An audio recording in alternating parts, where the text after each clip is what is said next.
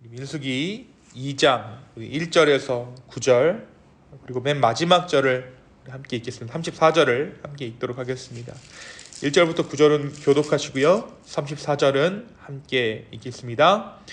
여호와께서 모세와 아론에게 말씀하여 이르시되 이스라엘 자손은 각각 자기의 진영의 군기와 자신의 조상 가문의 기호 곁에 진을 치되 회막을 향하여 사방으로 치라.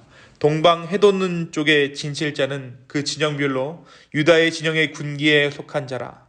유다 자손의 지휘관은 암미나답의 아들 나손이요 그의 군대로 계수된 자가 74,600명이며 그 곁에 진칠 자는 이사갈 지파라. 이사갈 자손의 지휘관은 수알의 아들 느다넬이요 그의 군대로 계수된 자가 54,400명이라. 그리고 스불론 지파라. 스불론 자손의 지휘관은 헬론의 아들 엘리압이요 그의 군대로 계수된 자가 57,400명이니 유다 진영에 속한 군대로 계수된 군인의 총계는 186,400명이라. 그 일은 제일대로 행진할지니라. 34절입니다. 우리 함께 읽습니다. 시작. 이스라엘 자손이 여호와께서 모세에게 명령하신 대로 다 준행하여 각기 종족과 조상의 가문에 따르며 자기들의 길을 따라 진치기도 하며 행진하기도 하였더라. 아멘. 오늘은 다 같이 민수기 2장의 말씀을 함께 묵상합니다. 우리가 어제부터 민수기 말씀을 함께 묵상하기 시작했습니다. 1장의 말씀 가운데 하나님께서는 이스라엘 가운데 인구조사를 명령하십니다. 레위 지파를 제외한 20살 이상의 남자의 수를 세라고 명령하시죠. 그 숫자가 60만 명을 넘어섰습니다. 처음 애국에 들어갔던 야곱의 일가가 70여 명이었던 것을 생각했을 때 하나님께서는 너의 자손이 하늘의 별과 같이 되리라는 그 아브라함에게 하셨던 그 약속을 지켜내셨음을 우리가 어제의 말씀을 통해 확인했습니다. 막연한 약속이었지만 하나님의 백성들이 순종했을 때, 우리가 순종했을 때 하나님께서는 그 축복의 결과를 숫자로 보이시는 그 하나님이시다라는 것을 우리가 어제의 말씀 가운데 함께 나누었죠. 또한 하나님께서는 광야의 여정 가운데 종이었던 이스라엘을 군대로 변화시켜 주셨습니다. 전투할 수 있는 민족, 나라를 지켜낼 수 있는 민족으로 그들을 변화시켜 주신 것이죠. 이 모든 것이 무엇입니까? 하나님의 섭리요, 하나님의 은혜였습니다. 오늘은 민수기 2장의 말씀을 함께 묵상합니다. 오늘 민수기 2장에는 이스라엘의 진영에 대해서 기록하고 있습니다. 진영이라는 것은 이스라엘이 어떻게 설 것인가. 광야를 행진할 때 이스라엘이 이제 아무렇게나 중구난방으로 막 서 있는 것이 아니라 지파대로 방향을 정해서 하나님께서 그들을 세우셨다라는 것이죠. 이 하나님의 명령에 따라서 이 모세가 이스라엘의 진영을 편성합니다. 진영을 편성한다는 것은 이들이 군대가 되었다는 거예요. 진을 쳤다라는 것입니다. 전략적으로 움직이기 시작했다라는 것이죠.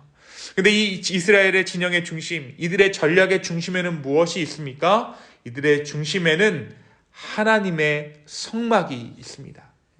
이 하나님의 성막을 중심으로 해서, 이 가운데 하나님의 성막을 중심으로 해서 이스라엘은 동서남북으로 진을 치는데, 행진할 때는 이들이 동진하니까 동쪽에 위치한 유다 지파가 가장 앞장을 서게 됩니다.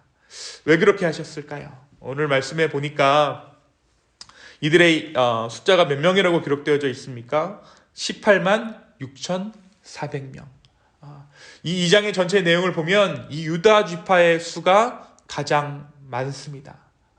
또한 이들의 야곱이 유다를 축복할 때 어떻다라고 축복을 하냐면, 무엇이 되리라고 축복을 하냐면 젊은 사자와도 같이 될 것이다 라고 축복해요. 그 예언대로, 그 축복대로 강한 용사와도 같았던 유다 지파가 가장 선두에서 하나님의 성막을 호위했던 것입니다. 어떤 일이 생겼을 때 가장 먼저 이들이 이 성막을 보호하게 되는 것이죠. 이 진영의 중앙에는 회막이 위치했는데 이 가장 중앙에는 그럼 누가 있었는가? 이 주변은 성막을 담당했던 레위 지파가 함께했습니다. 유다 지파는 강한 군대의 지파인 반면에 레위인들은 전투를 할 수 있는 지파가 아니었어요. 이들은 강한 지파가 아니었습니다. 그들은 하나님의 성막과 예배의식 그리고 성전의 기물들을 담당했던 지파였죠. 그렇기 때문에 이들의 전투 능력은 다른 지파들보다 상대적으로 떨어졌습니다. 그 수도 적고 전투 능력도 떨어졌어요. 그래서 이들은 회막이 위치한 진영의 가장 중앙, 그러니까 가장 안쪽에서 행진하도록 하나님께서 명령하십니다. 18절에서 34절까지의 내용은 회막의 북쪽과 서쪽에 진을 친 지파들이 기록되어져 있습니다. 이스라엘 지파들 중에 단 지파가 이스라엘 진영의 최후방을 담당하게 됩니다. 25절에 보니까 북쪽에는 단 군대의 진영의 군기가 있을 것이다 라고 명령하세요. 북쪽과 서쪽, 그러니까 최후방에 지금 단이 위치하게 된 것이죠. 단 지파는 유다 지파 다음으로 숫자가 많은 지파였습니다. 모세는 이들로 하여금 진영의 후방을 지키도록 한 것이에요. 그러니까 가장 강한 지파 둘이 앞과 뒤를 지키게 하고, 이 행진의 중앙, 이 진영의 중앙에는 레위 지파를 두어서, 성막과 레위 지파를 두어서 그들로 하여금 이들을 보호하게끔 한 것입니다. 오늘 이 민수기 2장에 기록되어져 있는 이스라엘 진영이 처음부터 끝까지 하나님의 명령에 따라 편성되었다라고 오늘 말씀이 기록하고 있습니다. 우리 33절 한번 볼까요? 33절과 34절을 한번 다 같이 읽겠습니다. 시작. 레위인은 이스라엘 자손과 함께 계수되지 아니하였으니 여호와께서 모세에게 명령하심과 같았느니라. 이스라엘 자손이 여호와께서 모세에게 명령하신 대로 다 준행하여 각기 종족과 조상의 가문에 따르며 자기들의 길을 따라 지치기도 하며 행진하기도 하였더라. 하나님의 명령에 따라서 하나님께서 말씀하시는 대로 이스라엘의 진영이 구성된 것입니다. 사랑하는 기쁨의 교회 성도 여러분, 오늘 말씀이 우리에게 무엇을 말해주고 있을까요? 하나님의 진영, 하나님의 백성들의 행진은 질서 가운데 진행되고 있다는 것을 보게 돼요. 하나님의 말씀에 순종하는 공동체, 하나님의 말씀 가운데 순종하는 인생은 질서를 찾게 된다는 것입니다. 질서 가운데 모든 것이 운행된다는 것이죠. 여러분, 이스라엘 진영이 앞으로 막 이렇게 나올 때 앞에서 봤을 때는 이들이 질서를 지키고 있는지 어땠는지 알 수 없어요. 그런데 위에서 그 진영을 한번 바라보십시오. 철저히 하나님께서 명령하신 그 질서대로 지금 이들이 운행하고 있는 거예요. 마치 우리의 삶도 마찬가지입니다. 우리의 삶이 하나님의 명령대로 질서를 찾아갈 때에 우리가 앞으로 나아갈 때는 이게 무슨 질서인가 싶지만 위에서 보시는 하나님의 질서대로 우리의 삶이 진행된다라는 것이죠. 오늘 이스라엘 백성들이 어떠한 질서 가운데 지금 되어지고 있습니까? 누가 세우신 질서입니까? 그렇습니다. 우리 하나님께서 세우신 질서예요. 하나님께서는 이스라엘 지파의 상황과 형편을 아셨어요.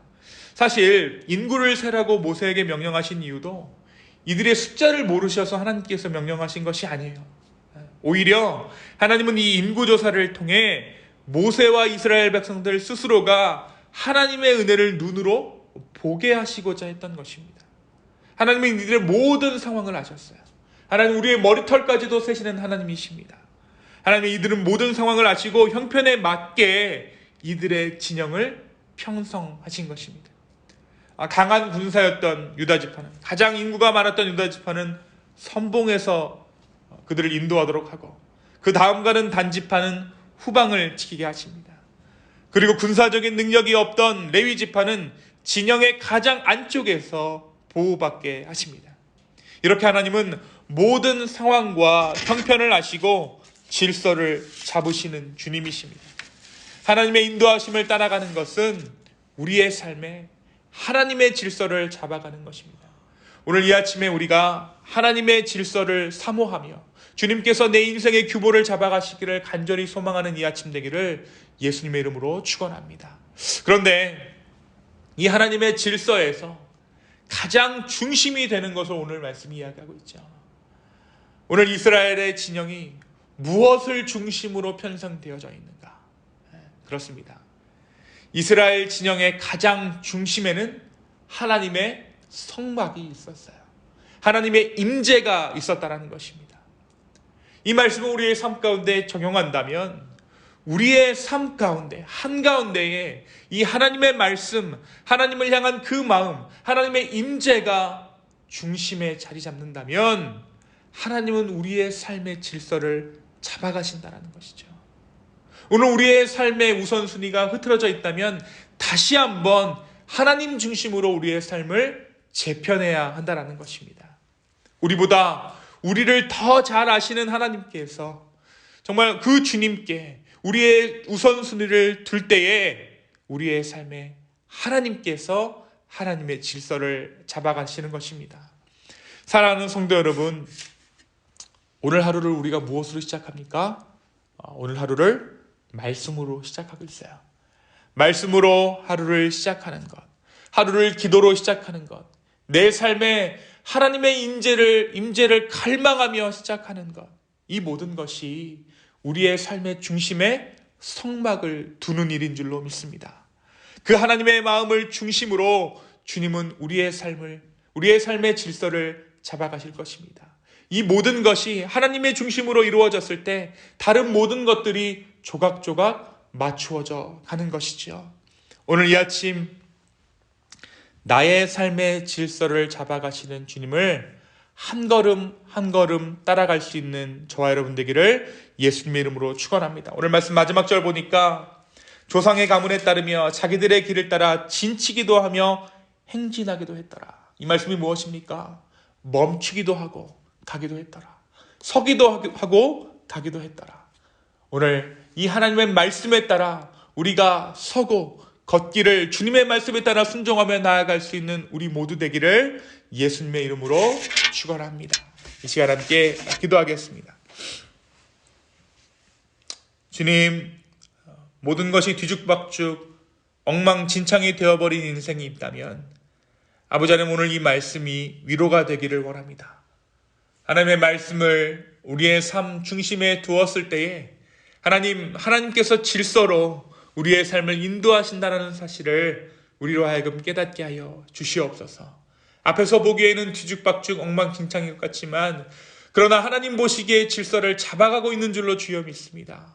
성령 하나님, 우리의 삶을 인도하여 주시고 우리가 우선순위를 정하여서 이 일이 먼저 일어나야 되고 저 일이 나중에 일어나야 된다라고 욕심 부리는 것이 아니라 하나님께서 이루어 주시는 그 질서를 바라볼 수 있는 믿음을 우리 가운데 허락하여 주시옵소서. 주님, 다시 한번 우리의 삶을 드립니다. 우리의 마음을 드립니다. 주여, 우리의 삶을 다스려 주시옵소서. 감사합니다. 이 모든 말씀 살아서 역사하시는 예수님의 이름으로 기도하였습니다. 아멘.